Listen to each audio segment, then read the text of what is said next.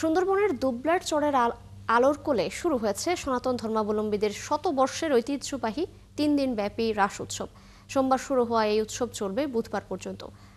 আজ উৎসবের দ্বিতীয় দিন পূজা অর্চনা সহ রয়েছে নানা আয়োজন। পূর্ণিমা তিথিতে রাধা কৃষ্ণের পূজা অর্চনা ও পুণ্য স্নানের আশায় বঙ্গোপসাগরের কোল ঘেঁষা এই চরে ভিড় জমিয়েছেন দেশের বিভিন্ন প্রান্ত থেকে আসা হাজার হাজার পুণ্যার্থী। উৎসবের মূল আকর্ষণ হল বুধবার ভোরে সাগরের প্রথম জোয়ারের জলে পুণ্য স্নান। এরই মধ্যে খোল করতাল ও নাম সংকীর্তনের ধ্বনিতে মুখরিত হয়ে উঠেছে আলোর কোল এলাকা।